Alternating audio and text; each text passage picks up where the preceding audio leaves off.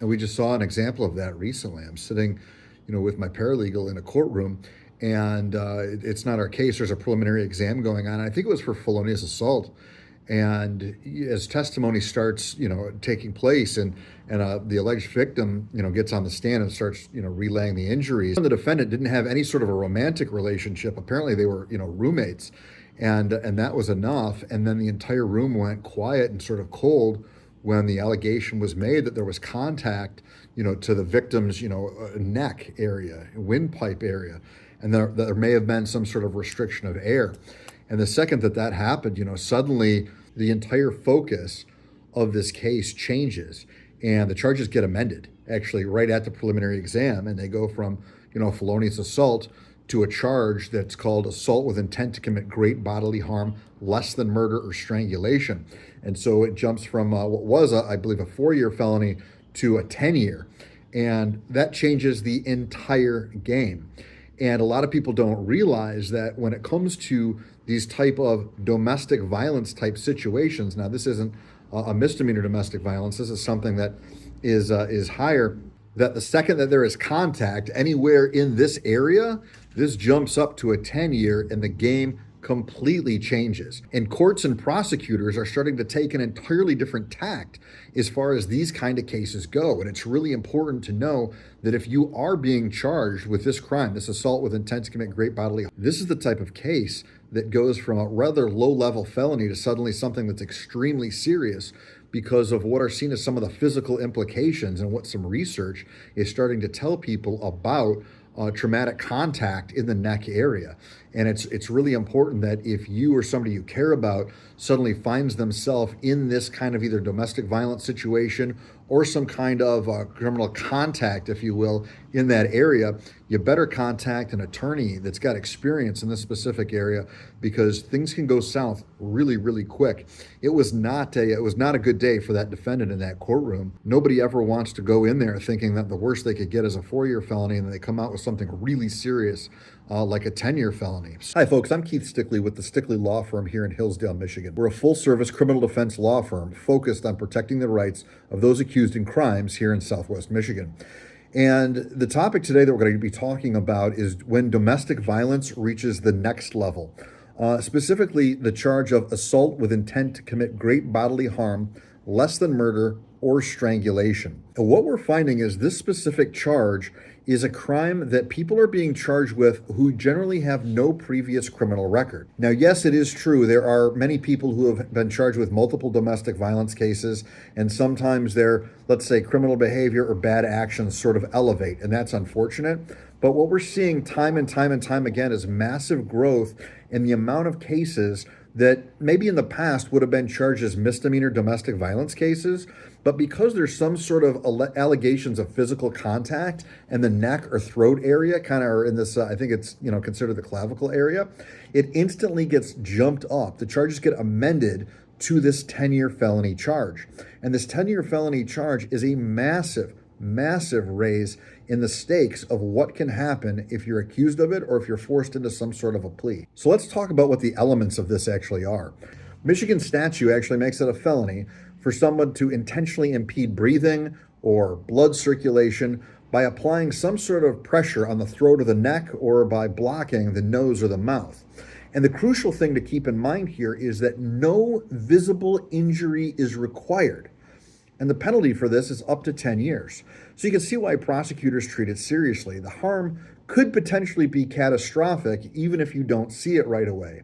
And that's really what's going on here and why we're seeing a big resurgence in sort of the charging of this crime.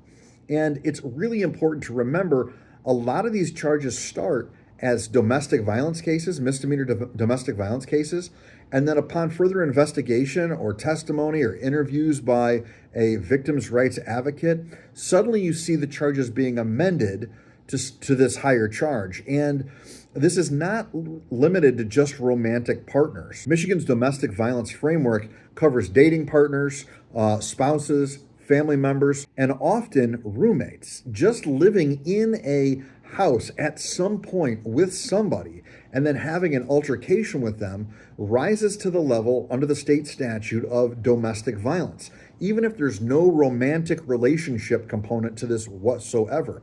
It's literally treated the same way as if a husband or a wife or a girlfriend or a boyfriend or girlfriend or boyfriend make some sort of physical attack or assault and battery on one another. So why do we have this crackdown? Well, it's important to note that there is scientific evidence that is showing that oftentimes any sort of trauma to this area can result in some kind of delayed harm. And more, especially as research comes to light, we're finding that various brain injuries, stroke, and even death can occur hours or even days later after some kind of contact there. And prosecutors don't want to wait until somebody dies. That's the justification that they're giving. And that's probably somewhat understandable, right? I mean, they are servants of the people, and there is a lot of pressure on them to try and keep their communities safe and establish, policies and protocols and deterrence against people who might be causing harm to somebody. Also, we're seeing in a lot of communities, in fact, the one community that I practice in quite a bit is recently having this conversation. But one of the reasons that we're seeing some more of this is because victim safety protocols from various levels of law enforcement and the court system are starting to put these protocols in place. In fact, they're literally trying to develop interview protocols and investigative techniques to try and flag or observe or document cases of possible strangulation. And it's important to keep in mind that they're doing this outside of the traditional, is there a mark or is there a bruise? And so we're seeing, I think, more cases get flagged for felony charges if some of these other checklist items, some of these protocol elements are met. And lastly, as far as a crackdown, as we are kind of headed into a different world of body cam and 911 culture and all the digital evidence that we're starting to see, injected into cases in the courtroom, when you have an officer who appears on scene and starts interviewing a witness, oftentimes they have body cam on and photos are taken. And so we, for the first time, really ever, we're starting to see active clips that are taken almost real time or right after an injury may have occurred. And sometimes those clips and those photos come out and are given to the prosecutor. And now we have sort of somewhat real-time evidence that goes along with these cases that maybe we didn't have. Also, body cams have audio on them. So they're picking up, panicked voices and officer observations, and the officers are asking them questions like, hey, what is that mark there? Did he do something? Did she do something? And the protocols that we were discussing sort of at the last point are looking for, subtle signs that might point to some sort of trauma in the area. Does somebody have a hoarse voice? Are their eyes red? Are they complaining about being dizzy? And if any of those elements are there, prosecutors start feeling that they sort of have a pathway or justification and maybe amending what would traditionally be a misdemeanor domestic violence charge and elevating that up to this serious felony charge or just charging the felony out of the gate. Now, we have to keep in mind, from a defense attorney perspective, the science is somewhat controversial.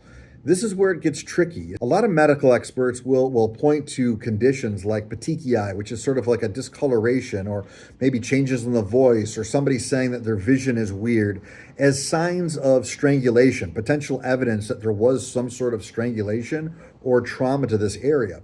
But the problem is that those findings aren't always definitive.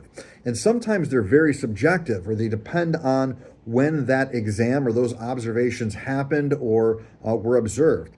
And in some jurisdictions, prosecutors are just relying on really rapid assessments and checklists that can sort of overstate what may have actually happened.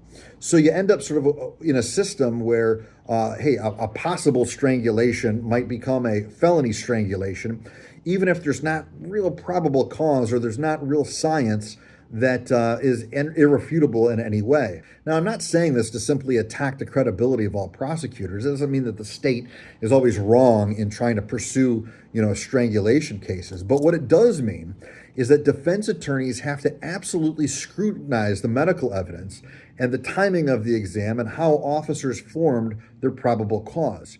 If you or somebody that you care about ends up in this situation and charged with this kind of crime, it's imperative that you deal with an attorney who has had extensive experience and potentially has sort of a stable of experts and at least a vague understanding themselves of the science to try and root out and establish a defense so that when you go up in either a preliminary exam or a trial, if there isn't going to be some sort of a plea deal made, you have an actual fighting chance of protecting your rights and defending your position. One of the most common things that gets asked of us a lot when our phone rings is, oh, I've been arrested or my significant other's been arrested. What exactly can I expect? And regardless of what jurisdiction you're in here in the state of Michigan, the sequence is usually pretty much the same. And by the way, we've also made a video on how a felony case happens from start to finish and a misdemeanor case happens from start to finish. So if you haven't seen those yet, and you're kind of in this situation or somebody you care about is, you probably want to poke around our channels and see the anatomy of those cases, because that's going to give you a real thorough breakdown of the actual case process. But basically, what's to be expected is this. The person accused of doing whatever would be arrested. They'd probably be booked into the jail. Anytime that there's contact in this area, it's our experience that almost always somebody is booked into jail. Also, there's a no contact order placed between the defendant and whoever that alleged victim is. And the courts are dead serious about enforcing these no contacts, especially in these assaultive crimes. That means you can't talk to the person on the phone. You can't talk to them through social media, through Snapchat. And I can tell you this, if you're charged, you better respect that, because you can actually get in more trouble. I have seen in my experience, you can get in more trouble for violating a no contact order oftentimes than you can being charged with the actual crime. So then you end up having an arraignment, which is sort of the first hearing there, and they set bond conditions. And these bond conditions are often very strict. You can't have any firearms. You're probably going to be GPS monitored on an ankle bracelet so that they see where you're at. You might have to be forced into some kind of drug testing as well. The wildest thing to explain to some people is that even if the alleged victim says drop it or changes their story or says it didn't happen, the prosecutor won't necessarily do it. Sometimes they will, but more often than not, they actually keep the case going, because it's not a matter of the victim pressing charges. It's the state pressing the charges, right? And the practical consequences of having to deal with one of these cases are having a felony record, losing your Second Amendment rights, potential job loss. If you got an immigration thing going on right now, this becomes a major issue. You're probably going to get flagged and potentially deported. Child Protective Services investigations will happen if children are around in the background.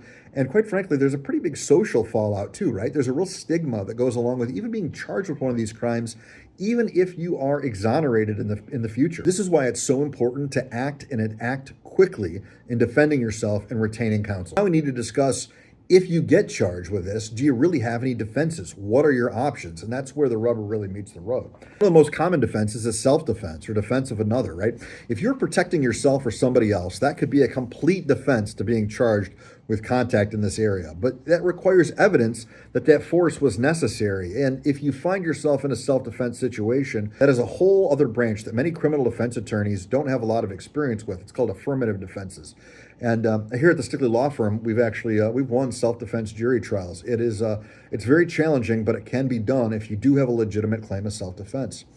Also, lack of intent could potentially be a defense. The statute requires some sort of an intentional act.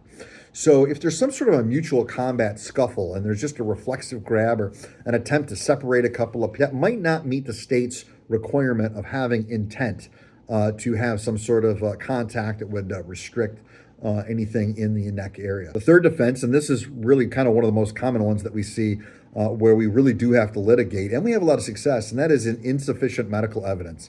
Maybe there was no ER exam, maybe there's inconsistent symptoms, maybe it was the exam and checking them out was delayed, and those types of issues can really undercut a prosecution's expert, because they probably will end up bringing in a medical expert to try and testify as to whether or not there's any medical evidence that justifies or proves or suggests that some form of strangulation occurred. It's also important to consider inconsistent witness accounts or maybe even false allegations.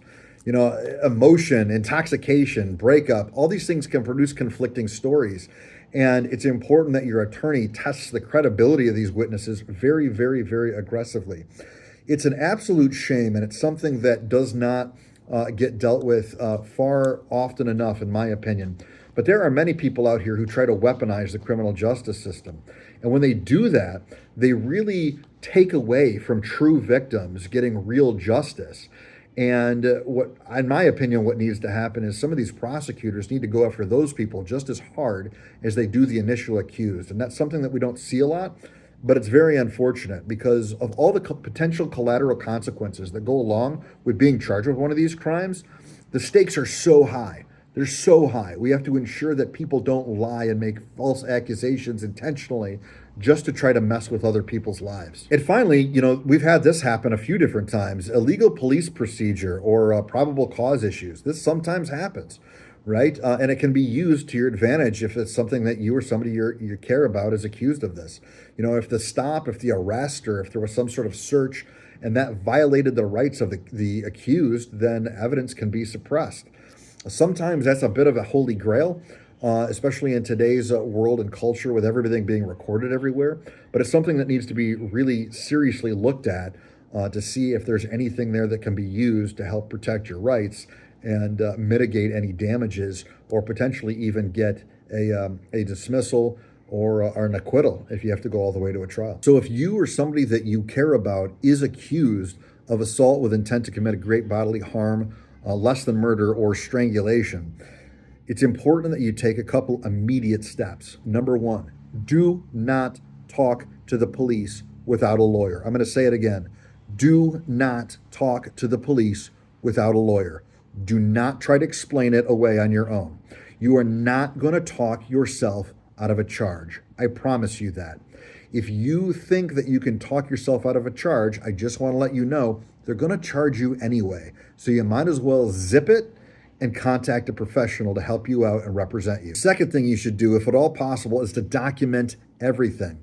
Who was present? Who was around? What do you remember people saying? Were there any text messages about the event? And where were you before this happened? Where were you after? If there's any sort of a mutual combat claim, it's important to get a full medical exam. In other words, do you yourself have any sort of injuries that may have been caused by this person who's accusing you of this?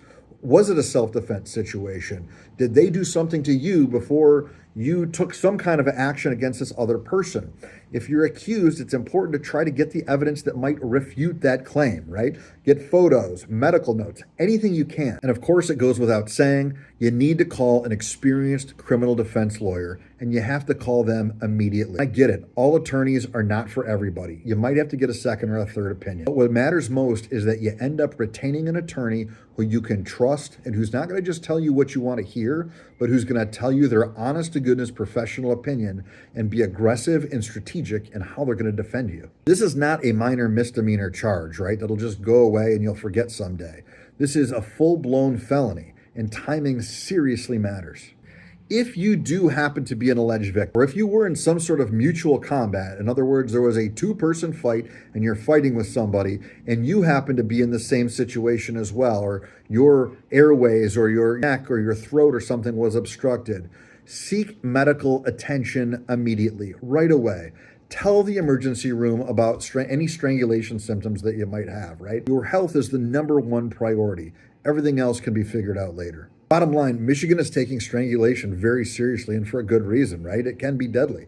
But more aggressive charging and shaking science, quite frankly, can mean that people face a 10-year felony of single contact that may or may not even really rise to the level that the legislature intended to have this crime be charged at. If you're involved in this kind of situation, either as an accused person or even as a victim, quite frankly, you really need to handle this strategically, medically, and legally. Don't let panic or pride make it even worse. So if you're facing a strangulation or any kind of domestic violence charge here in Hillsdale, Branch, Calhoun, or any of the other nearby counties, give me a call here at the Stickley Law Firm. I'm going to bring you into my office, sit down, we're going to evaluate the evidence, we're going to do our best to protect your rights, and we're going to fight to keep you out of prison. All of our contact information can be found here on the channel and all of our social medias. If you found this content helpful, do me a huge favor and click like and subscribe to our channel.